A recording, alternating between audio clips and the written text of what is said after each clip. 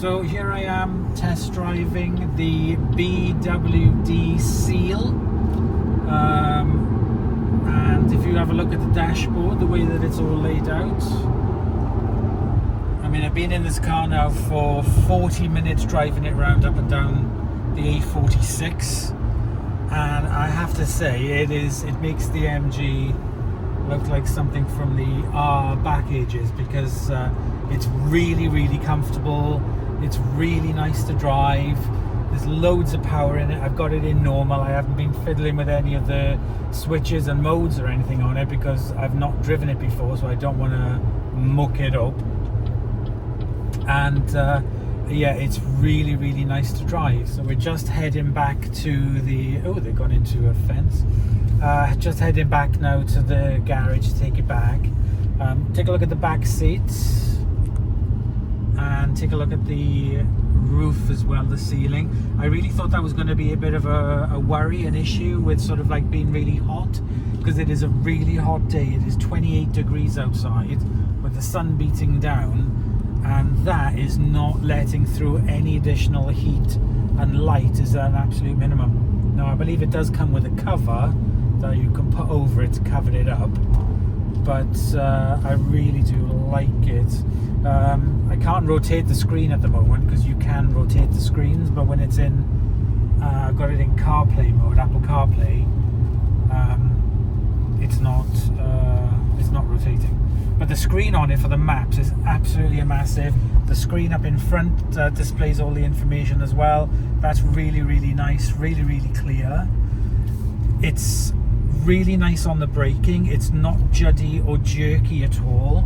The pilot assist on it is as good as the Volvo that I have, or even better, because it really does, it seems to know where it's going. It doesn't sort of like judder around like the MG does, unfortunately. What else can I say? It's so comfortable. It's really quiet. The inside of it is really nicely finished off. This big thing here seems to be the thing at the moment, these big sort of like center console parts, but you do have two wireless charging, which is really good, and you also have wireless CarPlay or Apple Android, which I really like using. It's very comfortable, it's very quiet, you can just hear a little bit of tire noise. It's got really good acceleration when you put your foot down. It's only in normal mode at the moment, and it's still really got stacks of power, more than enough power for you for everyday driving. You do feel that you're sitting a little bit sort of like higher up, even though this is more like a sedan, a saloon car.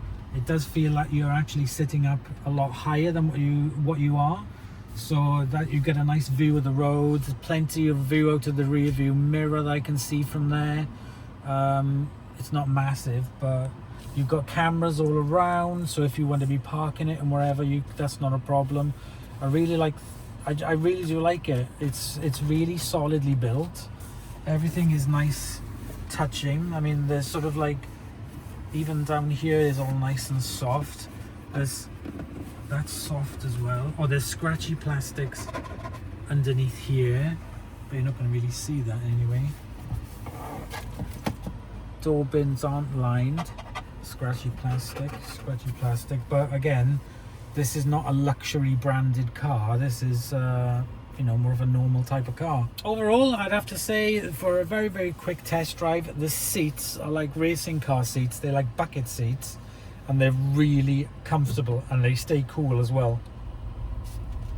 So that's it. That's my little tiny little review of this car, driving it for an hour, and I'll see you guys soon. Bye y'all.